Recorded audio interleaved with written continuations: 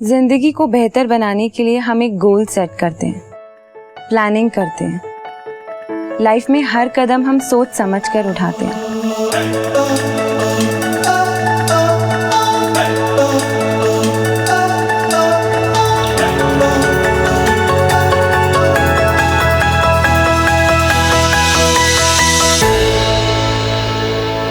लेकिन कभी कभी वक्त और हालात की गर्दिश दिशा बदल देती है और हमारे पैदा किए हुए प्रॉब्लम्स हमारी रुकावटें बन जाती हैं। तब जिंदगी हमको एक सीख दे जाती है कि खुशी में आपके साथ पूरा जमाना होता है,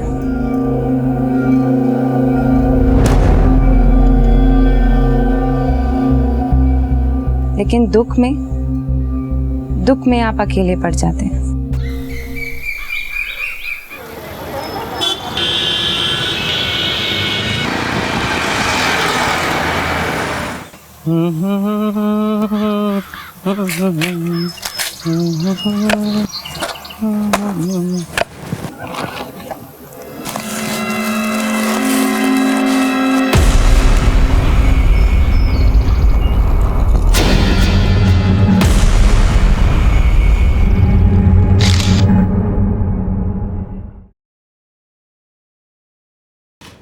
सोनम मिश्रा। हाँ जी। चलिए आपका नंबर आ गया। अब हमें थोड़ा सा और टाइम लगेगा, आप तब तक चाहे तो किसी और को ले जाइए। ठीक है।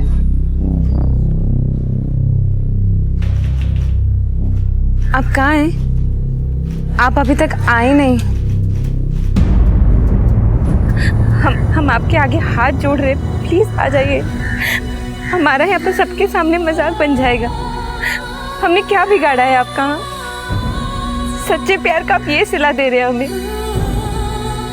आप ऐसे बीच मझधार में हमको छोड़कर नहीं जा सकते, नहीं तो क्या कर लेंगे हम तुम्हारी जिंदगी बर्बाद कर देंगे। तुम सोच भी नहीं सकते।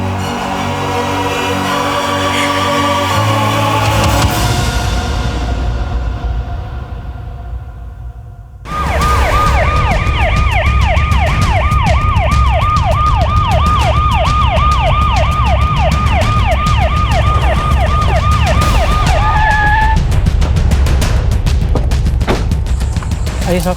हाँ। किधर?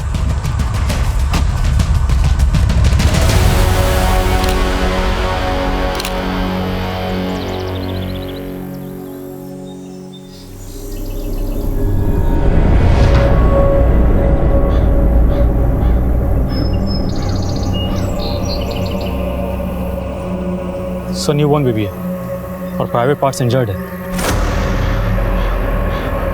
घाव भी काफ़ी है सर, खून भी काफ़ी बह चुका है सर। शायद इसी वजह से इसकी मौत हुई।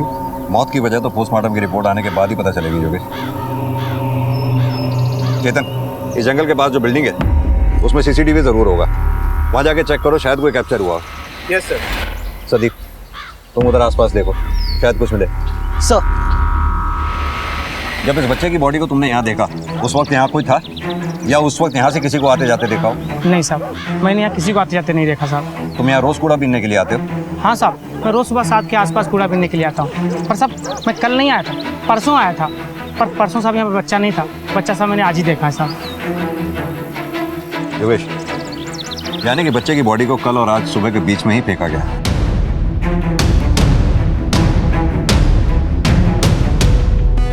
सर कुछ नहीं मिला। बच्चे की बॉडी को ले चलो। सर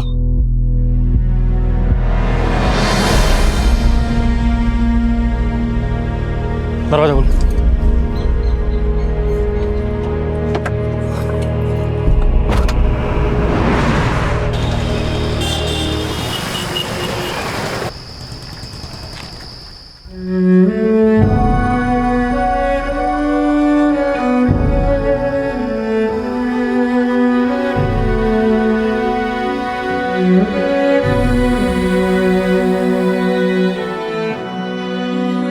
सब खत्म कर दिया हमने,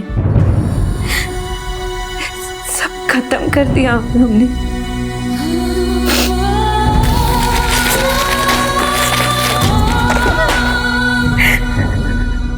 हम तुम्हारी जिंदगी बर्बाद कर देंगे, तुम सोच भी नहीं सकते।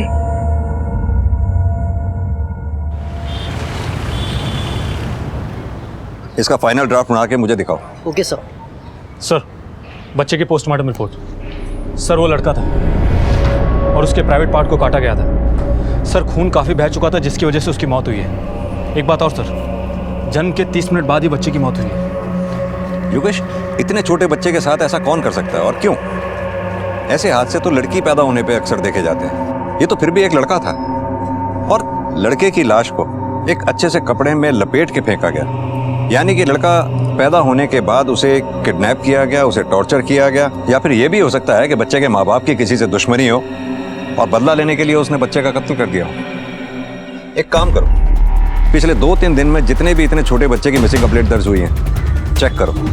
हो सकता है बच्चे के चोरी होने पर उसके माँ बाप ने कंप्लेंट दर्ज की हो। सर,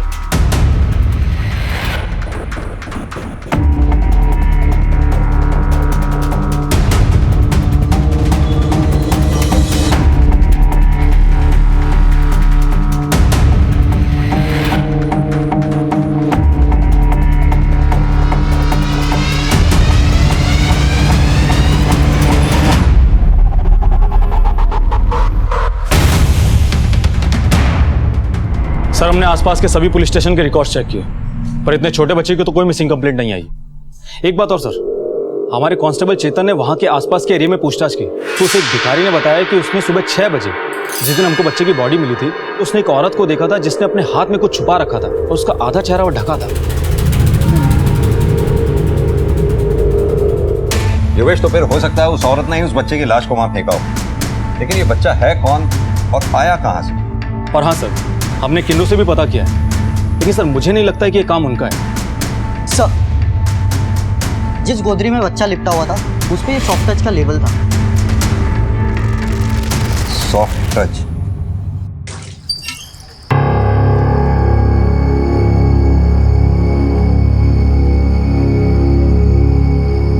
क्या हुआ दीदी?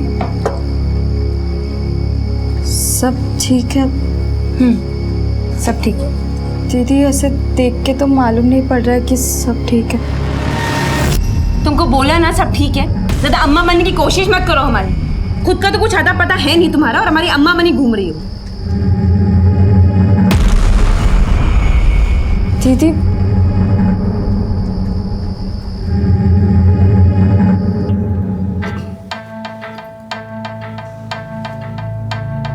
हाँ सर, ये हमारी दुकान का है। कुछ ध्यान है ये आपसे किसने खरीदा था?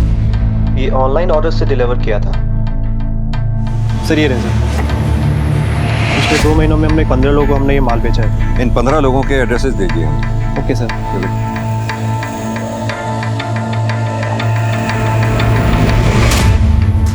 लखनऊ शहर में एक बच्चे की लाश मिलने से पुलिस महकमा सख्ते में था और वो पुरजोर कोशिश में लगे थे कि बच्चे के माँ बाप को ढूंढ निकालें और उसके हत्यारे को तलाश कर उसे इंसाफ दिलाएं।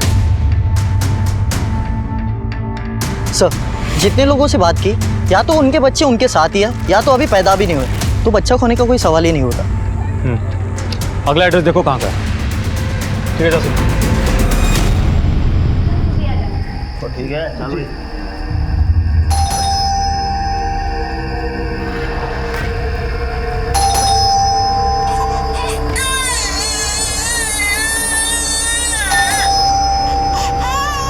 गुड़िया, कब से घंटी बज रहा है, सुनाई नहीं दे रहा है क्या? जाओ दरवाजा खोलो। सही में तंग आ गए तुम्हारे इस बर्ताव से। दुकान भी संभाले, बच्चा भी संभाले।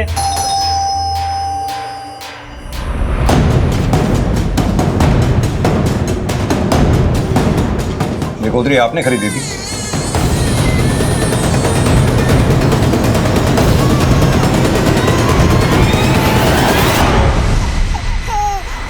नहीं सर, ये गोदरी हमने नहीं खरीदी थी। लेकिन आपके दुकानदार का कहना है ये गोदरी आपने ही खरीदी। नहीं सर, वो हमने बहुत सारा सामान लिया था तो दुकानदार ने लिख दी होगी। और सब बात क्या है? हमें एक कूड़ेदान के पास से नवजात शिशु की लाश मिली है जो एक लड़का था।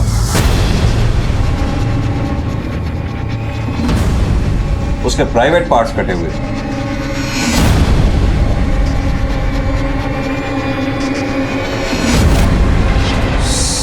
सुन के बहुत दुख हुआ, लेकिन क्या है कि 1 हफ्ते पहले ही हमारे यहाँ बच्ची हुई है। ये देखिए।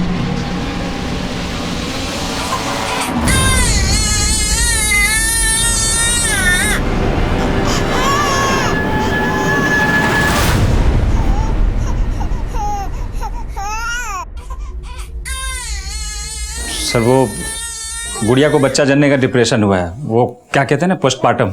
डॉक्टर ने बोला कि धीरे धीरे ठीक हो जाएगी। अजीब बीमारी है सर, माँ बच्चे को नहीं देख रही।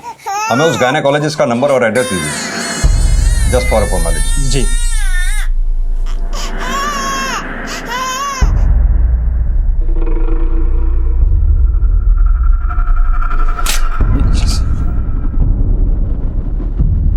सर मुझे तो इस औरत का बर्ताव कुछ समझ में नहीं आया। योगेश, बच्चा भी 1-1.5 हफ्ते का नहीं बल्कि 1-1.5 महीने का लग रहा था, और माँ को तो जैसे बच्चे की कोई फिक्र ही नहीं। बच्चा रो रहा था और माँ पे कोई असर ही नहीं पड़ रहा था। बल्कि एक बात अजीब लगी मुझे, जब हमने बच्चे की डेड बॉडी मिलने की बात की तो माँ सुनकर चौंक गई, परेशान हो गई। हाँ सर, और पति गोदरी खरीदने से मुकर गए। नहीं सर, ये गोदरी हमने नहीं खरीदी थी। सर कहीं ऐसा तो नहीं कि हमसे कुछ छुपा रहे हैं? योगेश, एक काम करते हैं, इस गायनेकोलॉजिस्ट से मिलते हैं, पता करते हैं पोस्टमार्टम डिप्रेशन ही है या फिर इसके आड़ में कुछ और ही चल रहा है। सर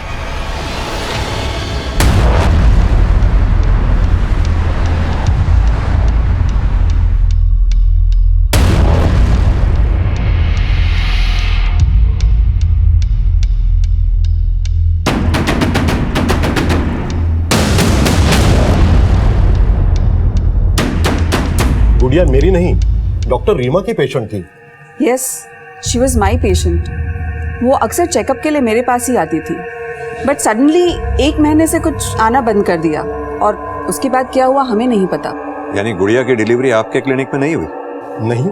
अच्छा एक बात बताइए, उस दौरान जब गुड़िया आपके यहाँ चेकअप के लिए आया करती थी तो उसका बिहेवियर दूसरी प्रेग्नेंट लेडीज जैसा ही था या कुछ डिफरेंट था? वो भी औरों की तरह अपने बच्चे को लेकर काफी एक्साइटेड थी, काफी खुश थी।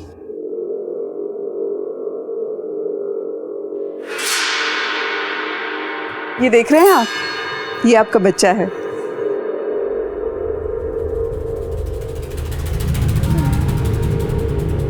लेकिन इंस्पेक्टर, आप उन लोगों के बारे में क्यों इंस्पेक्शन कर रहे हैं? उन लोगों के बारे में नहीं, हम एक न्यूली बॉर्न बेबी के मर्डर केस की इंक्वायरी कर रहे हैं। एक बात बताइए, क्या कोई पेशेंट्स ऐसे हैं जिनके 4-5 दिन पहले ही डिलीवरी हुई हो? सर, यहाँ हर रोज 1 या 2 डिलीवरी होती है। अरे कहाँ है भाई? आ जाओ आ जाओ आ जाओ, लो केक आ गया, लो। अरे वाह पापा, केक बहुत अच्छा है। मैं दीदी को बुलाती हूँ। जल्दी जल्दी जल्दी ले।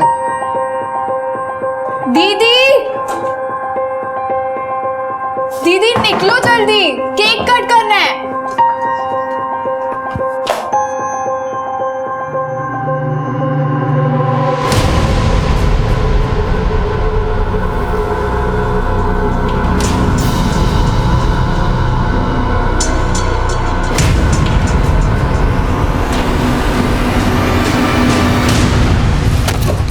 तुमको 1000 बार मना किया ना कि हमारे सामान को हाथ मत लगाया करो।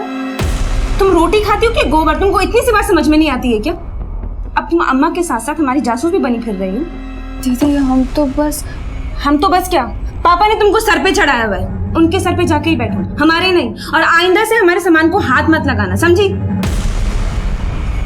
क्या हो रहा है यहाँ? इससे लड़ क्यों रहे हो? चलो चलो चलो अंदर चलो, क्या करने के लिए? चलो चलो बेटा। ऐसी तो कोई बात नहीं है। तो फिर अचानक गुड़िया का डॉक्टर क्यों बदल दिया था तुमने, और हमें डॉक्टर का गलत पता क्यों दिया?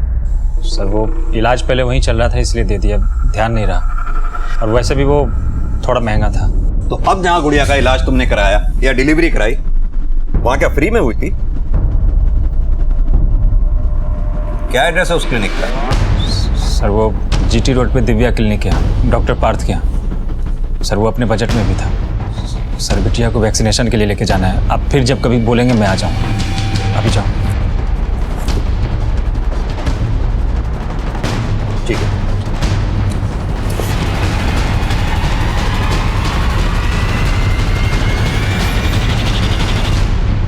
सर भिखारी ने जिस औरत को देखा था उसके बारे में कोई इन्फॉर्मेशन नहीं मिली अभी तक, और पीयूष और गुड़िया के बारे में भी अभी तक कोई इन्फॉर्मेशन नहीं मिली है। योगेश, उस औरत के बारे में तहकीकात करते रहो।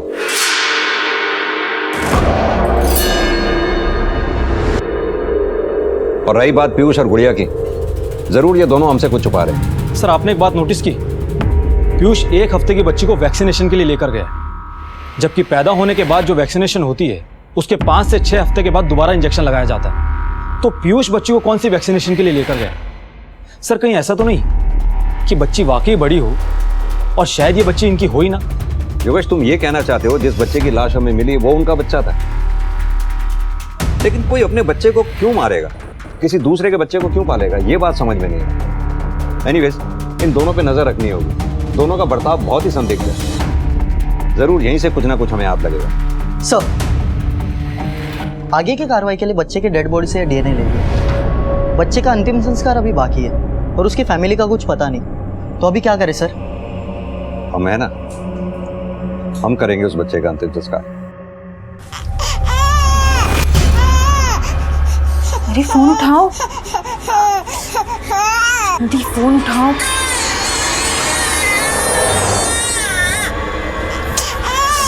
गुड़िया, अरे बच्ची रो रही है, तुमको दिख नहीं रहा क्या? बिट्टू, आजा आजा आजा, भूख लगी है बिट्टू को? अरे यार, ना बिट्टू, खिलाएंगे, दूध पियोगे मेरी बिट्टू?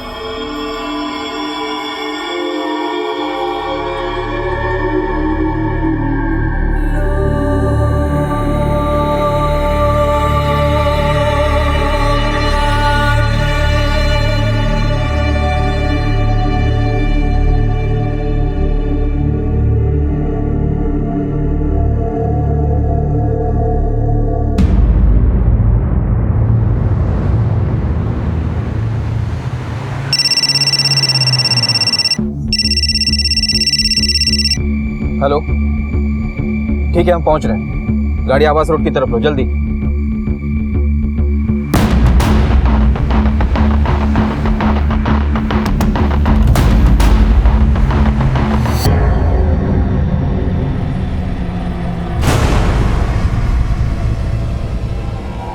चलो चलो, साइड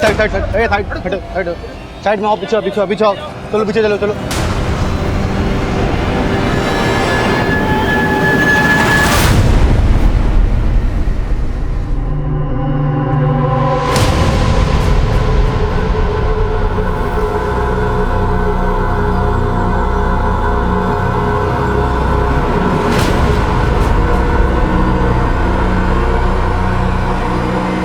लड़की मर चुकी है, लोअर पार्ट से खून बह रहा है और शरीर पर कहीं पर भी चोट के निशान नहीं। शायद सेक्सुअल असॉल्ट का केस हो सकता है या फिर अंदरूनी चोट की वजह से ब्लीडिंग हुई और इसकी मौत हो गई। देखो लड़की के पर्स में, शायद कुछ मिल जाए। सर,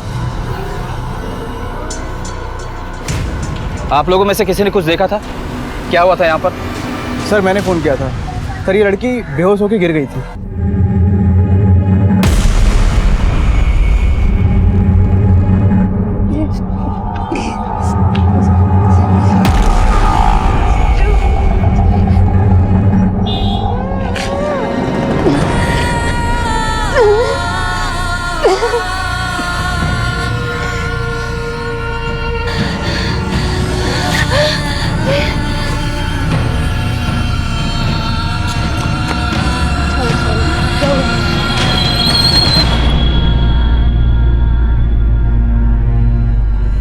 सब हवाइयाँ उड़ी थी चेहरे की और बहुत परेशान लग रही थी हमको, और सब जो खून निकलना शुरू हुआ वो बंद ही नहीं हुआ सर, लड़की की पर्स से ये फोन और ये आईडी प्रूफ मिला है, जिसके हिसाब से वो गोविंदगंज की है। जब हमें फोन आया तब लड़की बेहोश हो गई थी। हमें 10 मिनट लगे यहाँ पर पहुँचने में। ऐसा क्या हुआ होगा कि 10 मिनट में उसकी मौत हो गई? एक काम करो, बॉडी को पोस्टमार्टम के लिए भेजो और इसकी फैमिली को इन्फॉर्म कर दो। सर, अब तक किसी मानसिक परेशानी से जूझ रही सोनम की अचानक सड़क पर मौत हो गई थी। क्या कारण था उसकी मौत का? उसके जीवन में चलने वाली परेशानियों का अंत इतना भयानक कैसे हो गया? दूसरी तरफ नवजात बच्चे की मौत के सुराग में उलझी पुलिस एक के बाद एक कड़ियां जोड़ने में लगी थी। हाँ सर, गुड़िया की डिलीवरी यहीं हुई थी और ये उसकी बेटी का बर्थ रिकॉर्ड है। और सर कॉमन रीज़न ये है कि जो लोग बड़े क्लिनिक या नर्सिंग होम अफोर्ड नहीं कर पाते हैं वो हमारे यहाँ आ जाते हैं। और सर 20 अप्रैल को बस इन्हीं की डिलीवरी हुई थी।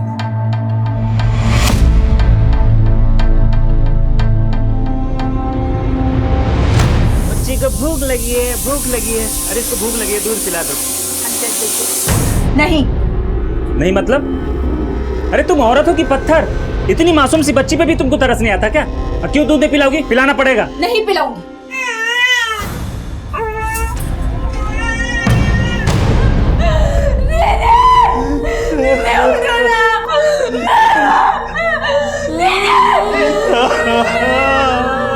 ट्वेंटी 21 में ग्रेजुएशन, 23 में MBA और 24 में एक मल्टीनेशनल कंपनी में नौकरी। दीदी बोरा गई हो क्या? ये क्या बड़बड़ा रही हो?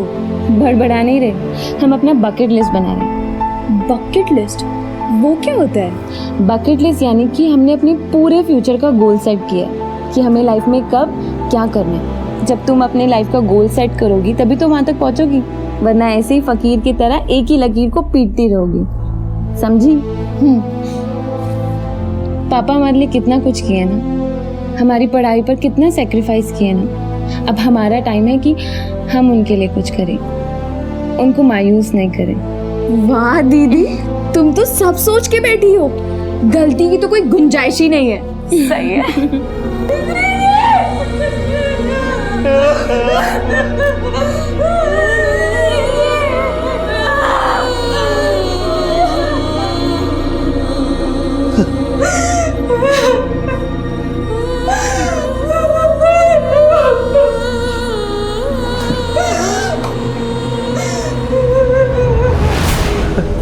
जब सोनम घर से निकली तो उसकी तबीयत ठीक थी? हाँ बिल्कुल ठीक थी साहब।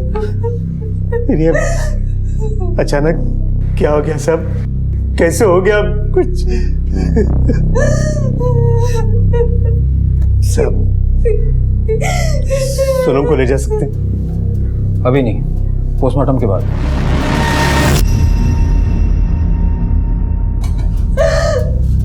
पोस्टमार्टम क्यों साहब? सब मरने के बाद उसकी मिट्टी क्यों खराब कर रहे हैं साहब? देखिए साहब, हमको पोस्टमार्टम नहीं कराना है। आप हमें सोनम दे दीजिए, हम उसे ले जाते हैं, उसका अंतिम संस्कार करना है। मरने के बाद मेरी बच्ची के और टुकड़े मत कीजिए साहब। देखिए, आपकी बेटी की जिस संदिग्ध अवस्था में मौत हुई, पोस्टमार्टम करना पड़ेगा। ये प्रोसीजर है जो हमें फॉलो करना पड़ेगा ताकि पता चल सके कि मौत का कारण क्या था।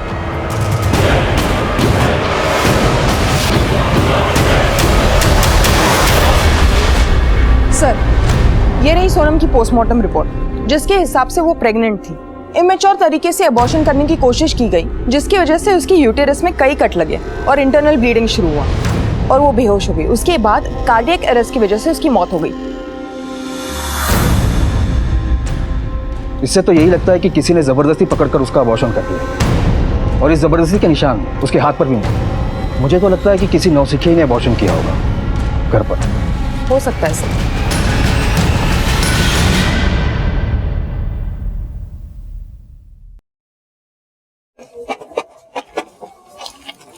सुनो, ये कांता का घर कौन सा है? कांता का घर यहाँ है।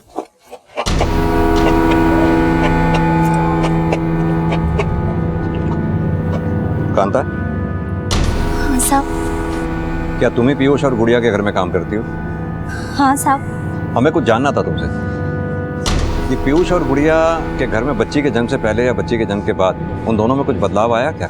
हाँ साहब, जब तक बिटिया नहीं हुई थी तब तक मेम साहब और साहब बहुत प्यार से रहते थे, लेकिन जब से बिटिया हुई है मेम साहब को तो मानो कोई कीड़ा काट गया है। हमेशा साहब से लड़ते रहती है और बिटिया के साथ तो ऐसा बर्ताव करती है कि पूछे मत। हमको तो साहब आज तक समझ में नहीं आया कि कोई माँ अपनी ही औलाद से ऐसा बर्ताव कैसे कर सकती है। क्या किसी अनजान आदमी या अनजान औरत को कभी पीयूष और गुड़िया के घर में आते जाते देखा तुमने? हाँ साहब, एक औरत को हमने देखा है। मैडम की डिलीवरी से पहले और डिलीवरी के बाद हमने साहब को एक औरत से बात करते हुए देखा था। शक्ल पहचानती हो उसकी? नहीं साहब, मैंने उसका कभी चेहरा तो नहीं देखा। वो हमेशा अपना चेहरा ढककर रखती थी।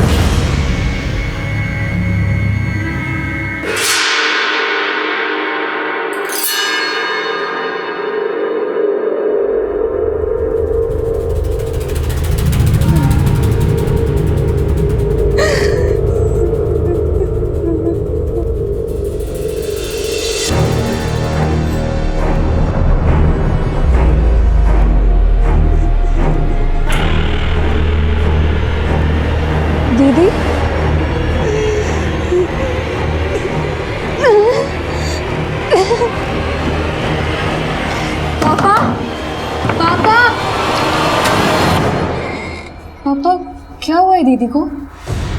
अरे कुछ नहीं हुआ है, उसकी तबीयत थोड़ी खराब है। तुम जाओ सो जाओ, मैं हूँ उसके साथ।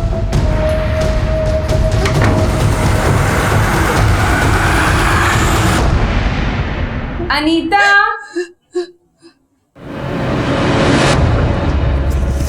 तो यहाँ बैठी है, मैं कब से बाहर वेट कर रही हूँ। चल ना खाना खाने के लिए। दीदी ये देखो ना, ये वाला सम मुझे नहीं आ रहा और कल मेरी एग्जाम्स हैं। ये सब बाद में हो जाएगा, तू अभी चल और खाना खा ले। अच्छा, और जल्दी आना। दीदी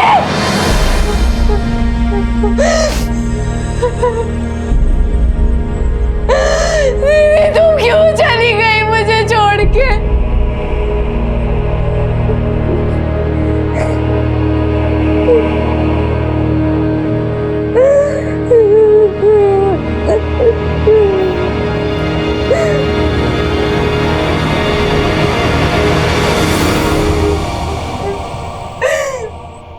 आपने ही मारा है मेरी दीदी को। क्या बकवास कर रही हो? हम सच कह रहे हैं, आप ही है हमारी दीदी के हत्यारे। सर आप बार बार एक ही बात क्यों पूछ रहे हैं? बोल तो दिया कि हमें नहीं पता कि वो औरत कौन है। घबरा क्यों रहे हो इतना? हम बताते हैं वो औरत कौन है। ये औरत वही है जिस पर उस नवजात शिशु की हत्या का शक है, और ये औरत तुम्हारे घर के बाहर तुम्ही से बात करते हुए कई बार पाई गई। सर दिन में हजारों आदमियों से मिलता हूँ, कैसे कोई सबकी शक्ल याद रख सकता है? सर हमारी बिटिया है, हमने सब कुछ बता दिया आपको उसके बारे में। उसका जन्म सर्टिफिकेट दिखा दिया आपको, वो कहाँ पैदा हुई वो बता दिया है, जहाँ पैदा हुई उसके डॉक्टर के बारे में बता दिया, उससे मिल चुके हैं आप। अब और क्या चाहिए हमसे सर?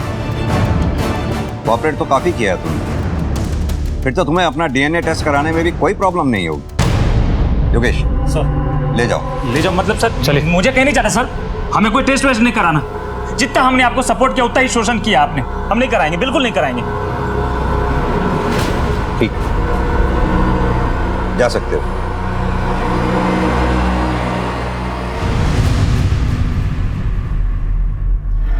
बच्चा बिल्कुल हेल्दी है। डॉक्टर, लड़का है ना? अरे मैं ये नहीं बता सकती लड़का है कि लड़की, बताना जुर्म है। प्लीज तुम दोबारा ये सवाल मत पूछना, वरना हम दोनों को जेल जाना पड़ेगा।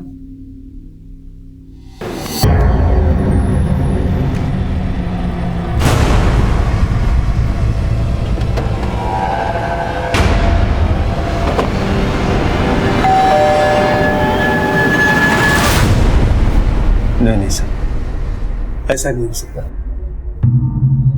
हमारी सोनम बिटिया तो बहुत गुणी थी, जरूर कहीं कोई गलती हुई है।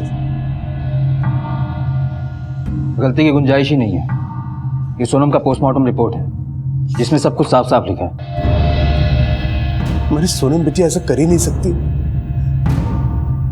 हमारा मान थी सोनम बिटिया, हमारी बहुत सारी उम्मीदें थी हमें उससे। पापा हा? ये तो बहुत महंगा है। आपने अपनी आखिरी एफडी भी तुड़वा दी ना।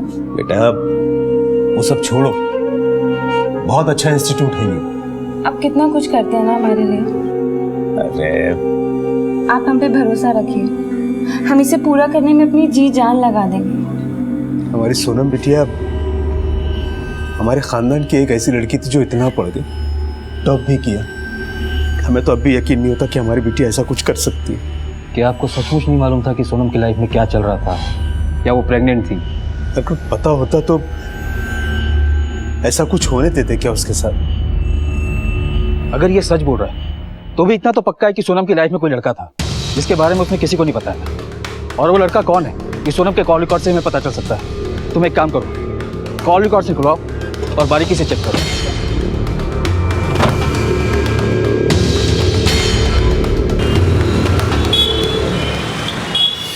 सर ये जो सोनम के कॉल रिकॉर्ड्स हैं, इसमें किसी रजत नाम के आदमी का नंबर मिला है। करीब 2 महीने पहले से दोनों रेगुलर टच में हैं और देर रात तक दोनों के बीच लंबी बातें और मैसेजेस हुए हैं। पता किया कौन है ये रजत? यस सर, रजत उसका कोचिंग टीचर था, उसके घर जाकर उसे ट्यूशन देता था। सर काफी इंटेलिजेंट आदमी है और शादीशुदा भी। मतलब सोनम की कहानी में नेगेटिव किरदार है। अमृता उठाते हैं इसे। सर मैं सच कह रहा हूँ सर, मैं किसी को बेवकूफ़ नहीं बना रहा। सोनम मेरी स्टूडेंट थी, दैट्स इट, इससे ज्यादा और कुछ भी नहीं था सर। और तू अपने सारे स्टूडेंट से रात रात भर फोन पर बातें करता है, मैसेजेस करता है। देख, सीधे तरीके से बता दे, वरना ऐसा ट्यूशन देंगे कि कभी किसी पढ़ाई की जरूरत नहीं पड़ेगी तुझे। नहीं सर, वो एक्चुअली सोनम का और मेरा अफेयर था सर। शुरू में मैं सिर्फ ट्यूशन पढ़ाने जाता था उसके घर, लेकिन सर धीरे धीरे हम लोग करीब आए।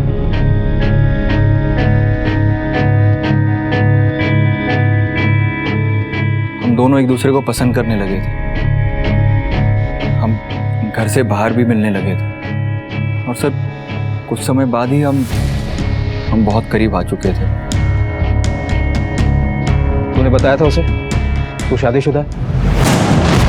सर नहीं सर, लेकिन सर हम बहुत खुश थे, सब सही चल रहा था। अचानक शादी करने का भूत सवार हो गया था उस पर। मैं तुमसे शादी नहीं कर सकता, मैं पहले से ही शादीशुदा हूं। हम तुम पे भरोसा करते रहे और तुम हमें झूठ बोलते रहे। तुमने पहले क्यों नहीं बताया? तुम जाओ यहाँ से। रजत प्लीज रजत, मुझे छोड़ के बच जा।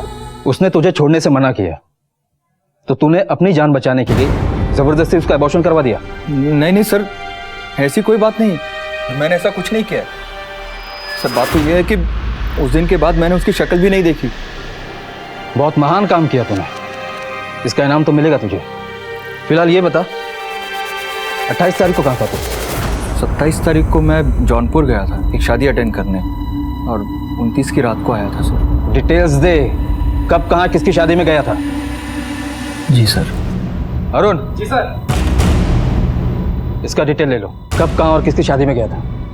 और सुन, जब तक केस सॉल्व नहीं होता तू शहर से बाहर नहीं जाएगा। जी सर।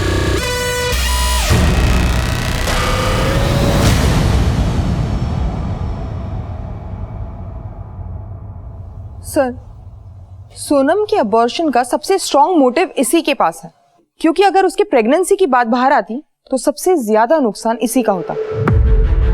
नवजात बच्चे की मौत से शुरू हुई तफ्तीश बड़ी ही कठिनाइयों से गुजर रही थी। अब तक पुलिस के हाथ कोई ठोस सबूत नहीं लगा था, लेकिन पुलिस ने अपने पैतरे आजमा रखे थे।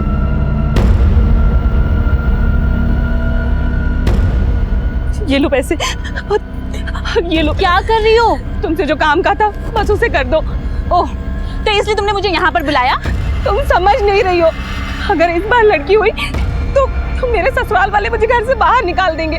प्लीज मेरी मदद कर दो। मैं कुछ नहीं कर सकती, समझी तुम? और परेशान करना बंद करो, नहीं तो पुलिस में दे दूंगी तुम्हें।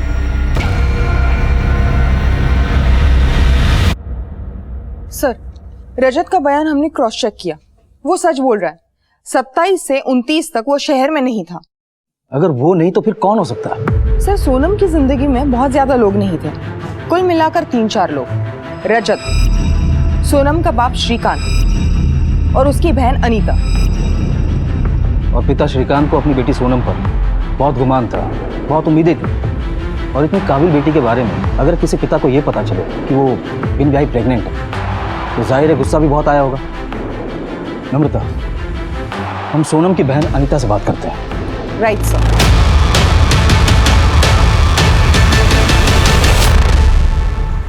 अनीता, तुम्हें डरने की बिल्कुल जरूरत नहीं है। हम बस ये जानना चाहते हैं कि क्या तुमने सोनम के भीतर इन दिनों कुछ बदलाव देखा था, सेहत में, बर्ताव में, या कुछ भी? ये ना, ये यहाँ पर तुमसे प्यार कर रहा है और साथ साथ इसका अफेयर किसी और के साथ भी चल रहा है। क्या बकवास कर रही हो? कौन हो तुम? तुम उन्हीं में से एक है जिनके साथ तुम प्यार का नाटक करके हजम कर जाते हो और डकार भी नहीं लेते। पागल लड़की है क्या? बेचारा शरीफ आदमी को मार दोगी क्या? अरे कोई पुलिस को बुलाओ रे। देखो, जो है बता दो, डरने की बिल्कुल जरूरत है। तुमको बोला ना सब ठीक है, ज्यादा अम्मा बनने की कोशिश मत करो हमारी। तुमको 1000 बार मना किया ना कि हमारे सामान को हाथ मत लगाया करो। पापा, पापा क्या हुआ है दीदी को? अरे कुछ नहीं हुआ है, उसकी तबीयत थोड़ी खराब है। तुम जाओ, सो जाओ, मैं हूँ उसके साथ।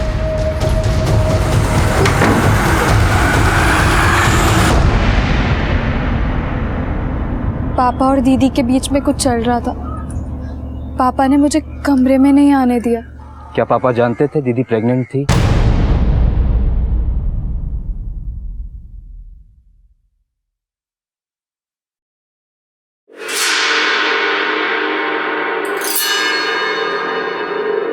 सुनिए सुनिए, तुम जानना चाहती हो ना कि तुम्हारे पेट में लड़का है या लड़की?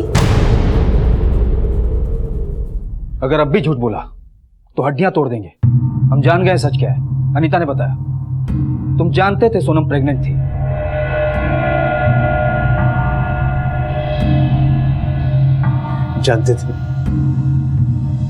जानते थे हम, और वो हमसे मदद मांगने आई भी थी। सब कुछ बर्बाद कर दिया तुमने, सब कुछ बर्बाद कर दिया। क्या क्या सपने देखे थे हमने, सब पर मिट्टी मिला दी तुमने। अरे हमारे बारे में नहीं सोचा, अपनी बहन का भी ख्याल नहीं आया तुम्हें। क्यों किया ऐसा, क्यों?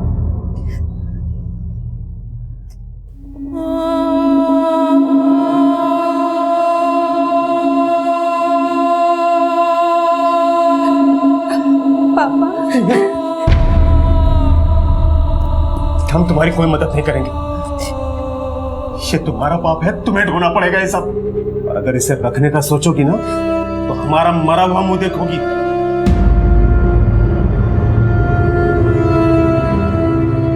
अनीता के लिए घबरा गए थे हम। हमसे बहुत बड़ी गलती हो गई।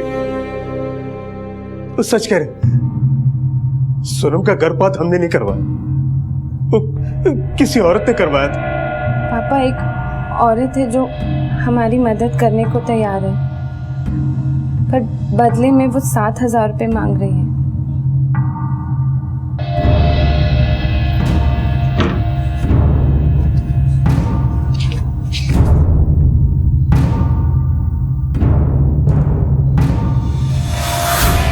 तुम्हें पता है कौन थी वो औरत? नहीं। अनीता ने बताया कि सोनम की मौत के एक रात पहले तुम्हारे कमरे से सोनम के कराने की आवाजें आ रही थी और तुमने अनीता को अंदर आने नहीं दिया। क्यों? सोनम दिन में उस औरत के साथ अबॉर्शन के लिए गई हुई थी। काफी देर रात को लौटी, आते ही अपने कमरे में चली गई और आधी रात को शायद उसके पेट में दर्द हुआ और वो मुझसे मदद मांगने के लिए आई थी। पापा, पापा,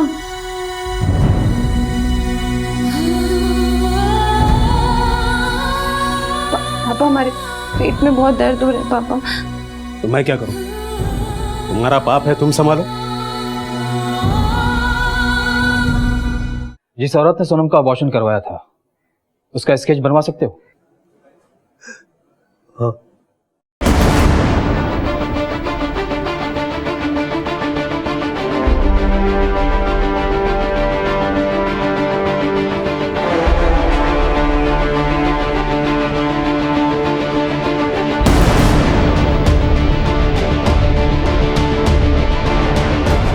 नम्रता, इस स्केच को सारे थाने में सर्कुलेट करवाओ। इस औरत का हमारे हाथ में आना बहुत जरूरी है।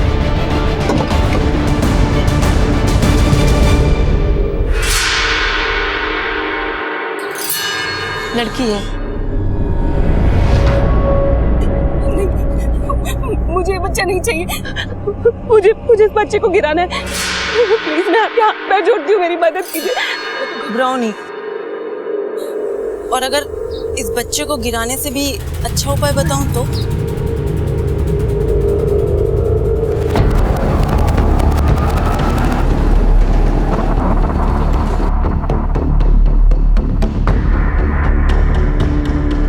तुम्हें कुछ नहीं करना है। तुम्हारा और तुम्हारे बच्चे का खर्चा और देखभाल हम करेंगे। और जब तुम इस बच्ची को जन्म दोगी ना तो हम उसे उन लोगों को बेच देंगे जिनके बच्चे नहीं होते।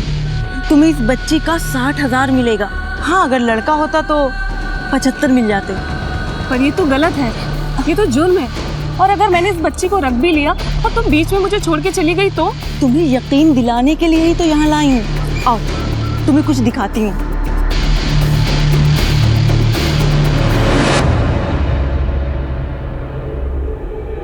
ये देखो, जब तक बच्चा बिक नहीं जाता हम उसे यहाँ रखते हैं।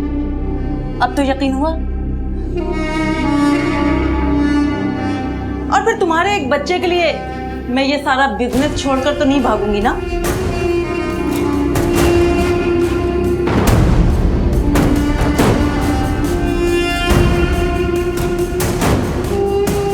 तो फिर सौदा पक्का समझो क्या?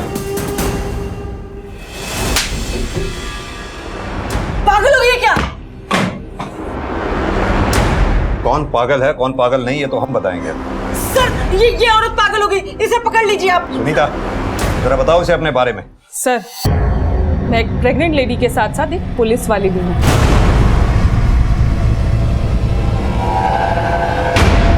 पुलिस ने जिस नवजात बच्चे के मरने की बात कही है, मुझे पूरा यकीन है कि वो मेरा ही बेटा है। ये मेरा बच्चा नहीं है, ये बेटी है और मुझे बेटा हुआ था। पीएसआई सुनीता के साहस से एक बड़े रैकेट का पर्दाफाश हुआ था।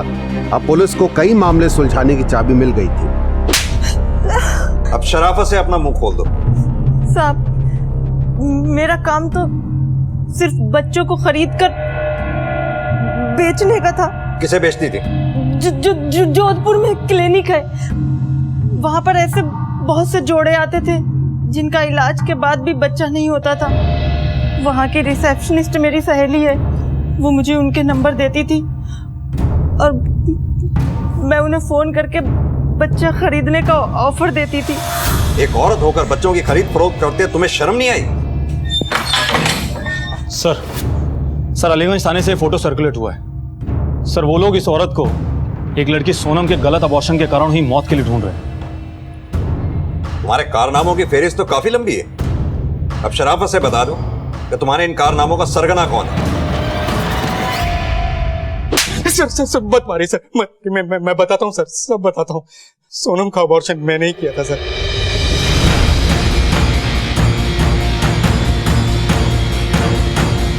सोनम के अबॉर्शन प्रोसेस में कुछ गड़बड़ हो गई थी, उसको बहुत ज्यादा इंटरनल ब्लीडिंग शुरू हो गई थी। मैंने उसे कुछ पेन किलर्स और खून रोकने के लिए ब्लड कोगुलेंट्स देकर घर भेज दिया था। बता रही गड़बड़ नहीं कर, किसी के जान के साथ खेलना कहते हैं। तूने अगर उसे घर न भेजकर किसी हॉस्पिटल में एडमिट किया होता तो आज वो जिंदा होती। तेरी गलती की वजह से बीच सड़क में दम तोड़ दिया उसने। तूने फिर गुड़िया के बच्चे को क्यों मारा? सर वो मैंने गलती से गुड़िया की सोनोग्राफी रिपोर्ट में लड़के को लड़की पढ़ दिया था। सेक्स डिटर्मिनेशन एक क्राइम है, इतना तो तुझे पता ही होगा, फिर क्यों किया तुमने? तो गुड़िया के पति पीयूष के कहने पे लड़का चाहिए था हमें, इसलिए करवाया था। और जब हमें पता चला कि हमें लड़की होने वाली है तो हमने डॉक्टर पार्थ की वो बच्चा बेचने वाली डील मान ली। डिलीवरी दिन पता चला कि पीयूष हमें बेटी नहीं, हमें बेटा हुआ है। नर्स ने मुझे बताया और मैंने खुद उसकी आवाज भी सुनी है।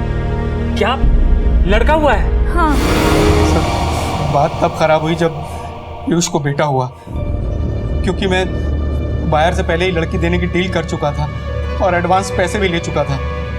इसलिए मैंने बच्चे का सेक्स चेंज करने के लिए सर्जरी कर दी, लेकिन ऑपरेशन फेल हो गया और बच्चे की मौत हो गई।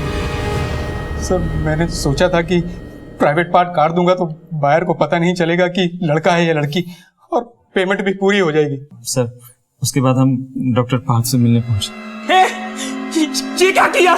ये क्या किया हमारे बेटे के साथ? साले छोड़ूंगा नहीं मैं तुम्हें। मुझसे गलती हो गई है। देखो मैं पहले तुम्हें 60,000 रुपए देने वाला था, अब मैं तुम्हें 1 लाख रुपए दूंगा और तुम इस मामले को रफा दफा कर दो। रफा दफा तो तुमको करूंगा मैं। अभी पुलिस को फोन करता हूँ, सबको ना हवालात भिजवाता हूँ अभी। और खुद को भी। हम जाएंगे तो तुम भी अंदर जाओगे। ये मत भूलो कि तुमने अपनी होने वाली बेटी का सौदा किया हमारे साथ, और ये तो जानते ही होगे कि ये भी इलीगल है। और देखो पीयूष, तुम अपनी बीवी को यही बोलने वाले थे ना कि बच्चा मरा हुआ पैदा हुआ है, तो तभी तो हम उसे बेच पा रहे थे। अब भी से यही बोलते ना कि बच्चा मरा हुआ पैदा हुआ है। लेकिन तुम्हारी नर्स ने गुड़िया के सामने सब वक्त दिया है। उसने बोला है कि लड़का हुआ है, वो भी सही सलामत।